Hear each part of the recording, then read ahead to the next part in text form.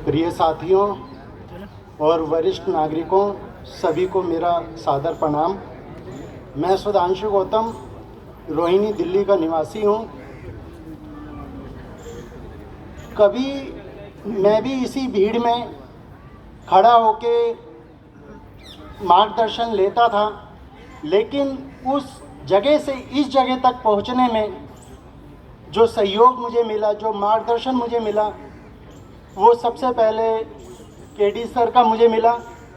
Advocate Virendra भोसिया जो हैं, उन सर ने मुझे मार्गदर्शन दिया और मैं अपनी इस जंग में जीत हासिल की। 2016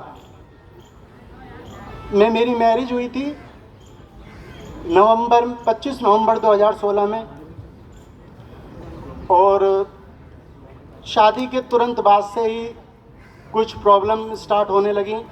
नेक्स्ट डे ही लड़की ने कुछ आपत्तिजनक शब्द मेरी माँ के सामने रखे कि भाई मैंने इसको रात को इतने चांस दिए लेकिन ये कुछ नहीं कर पाए। इस तरह के आपत्तिजनक शब्दों का उसने मेरी माँ के सामने उपयोग करा। जब ये बातें मैंने सुनी तो मानो मेरे पैरों के नीचे से धरती खिसक गई। मैं अपने पिता के पास जाके बैठ गया तो मेरी माँ ने मुझे बुलाया और बोला कि ये रो क्यों रही है, क्या बात हुई है। मैंने कि मम्मी मुझे नहीं मालूम, आप पूछो इससे। तो पूछने पर लड़की ने जो जवाब दिया वो मैं आपको बता ही चुका हूँ कि भाई ये कुछ नहीं कर पाया। मेरी आंखें फटी की फटी रह गई कि एक महिला जो एक रात रुकी है वो मेरी माँ के सामने इस तरह के शब्दों का चयन करके बोल रही है और उसको खुद नहीं मालूम वो किन शब्दों का उपयोग कर रही है। इन चीज़ों को लेके मैं अपने माँ बाप के आगे शर्मिंदगी महसूस करने लगा। मेरी आंखें झुक गई शर्म के मारे। लड़की 17 मई 2017 को घर छोड़ के चली गई। मैंने अपने आप को वैवाहिक जीवन बचाने के लिए काफ़ी कोशिश की, लेकिन रिश्ता नहीं बच पाया। बहुत कोशिश की।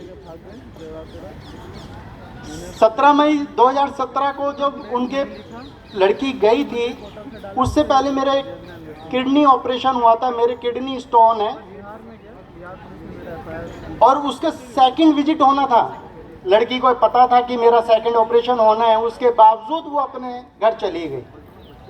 19 सितंबर 2017 मेरे खिलाफ नानकपुरा वुमेन सेल में कंप्लेंट फाइल की गई। 1 अक्टूबर 2017 मेरे पास कॉल आया वुमेन सेल से और मुझे कहा गया कि आपके खिलाफ कंप्लेंट आई है, आप अपनी बीवी को परेशान करते हैं, आप यहाँ पर आइए हमारे पास थाने में। 10 अक्टूबर से लेकर 26 फरवरी 2018 का सफ़र जो रहा, पुलिस प्रशासन मेरे से परेशान हो गया। रीज़न और केवल ये रीज़न था कि जब भी मैं किसी डेट पे जाता था वुमेन सेल, तो मैं नेक्स्ट डे आके अपने बयानों की कॉपी के लिए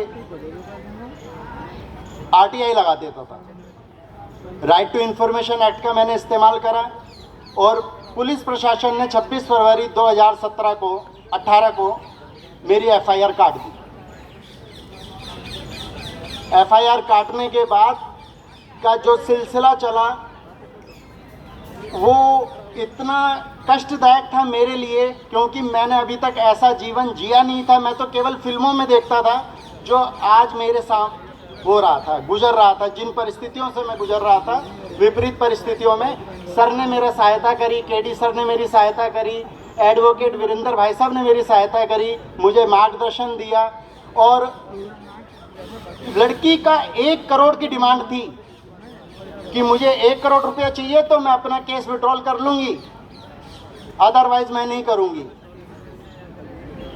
लेकिन 7 साल मेरा केस चला और 1 अप्रैल 2024 को दिल्ली हाई कोर्ट से मेरी FIR क्वैश हुई। 2023 में मेरा डिवोर्स हो चुका था, 24 में FIR क्वैश हुई और मैं केस में विनर हुआ। मैंने उनको 1 रुपया भी नहीं दिया।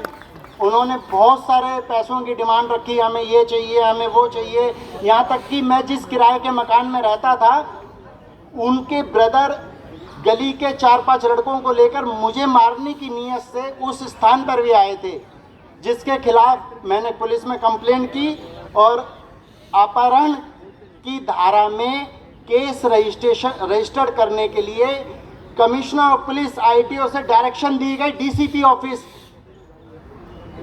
और इन्वेस्टिगेशन हुई। वकील साहब ने भी मेरा काफ़ी सहयोग करा जो मेरे साथ थे।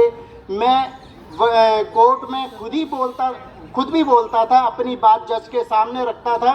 जज साहब मेरी बातों को सुनते थे। आप भाइयों से मेरी यही निवेदन है कि आप जो भी बात करें कोर्ट में वकील जज साहब के सामने अपनी बातों को रखें, उनको समझाने की कोशिश करें। अंट संट नहीं बोलना, आपको केवल मतलब की बात बोलनी है, जिससे कि हमारा इम्प्रेशन उनके सामने एक अच्छा पड़े। बस मैं यही कहना चाहूँगा, हिम्मत नहीं हारनी, माँ बापों को अपने बच्चे का साथ देना है, जैसे मेरे पेरेंट्स ने मेरा दिया। मेरी जमानत हुई तो मेरी माँ ने अपने कंगन तक बेच दिए। 1 लाख रुपया लगा था मेरी जमानत में। मेरे ऊपर 377 का सेक्शन था, 498, 354, 377, 506, 509, 34 डोमेस्टिक वायलेंस और कंप्लेंट केस, पता नहीं को, मतलब पूरा पैकेज लगा रखा था। लेकिन मैंने हार नहीं मानी। मुझे केवल और केवल मेरा हौसला बुलंद करा और मुझे डायरेक्शन दी KD भाई ने और वीरेंद्र सर ने। इस NGO की बदौलत आज मैं यहाँ पे मंच में खड़ा हूँ। अगर ये नहीं होते तो शायद हो सकता है जो मेरे से पहले आए थे मैं भी ऐसी गलती कर बैठता। इन्होंने मुझे हौसला दिया, हिम्मत दी, जिस वजह से मैं आप लोगों के सामने खड़ा हूँ और केस मैंने जीता। बस मैं यही आप लोगों से कहूँगा, प्रार्थना करूँगा कि कभी दिमाग में गलत सोच मत लाना, और अगर आपके दिमाग में कोई ऐसी बात चल रही है तो सर से आके मिलना। सर आपको डायरेक्शन देंगे, अच्छी तरीके से समझाएंगे, जिससे कि आपके मन में जो गलत धारणा चल रही है आप उससे बाहर निकलोगे। बस, थैंक यू।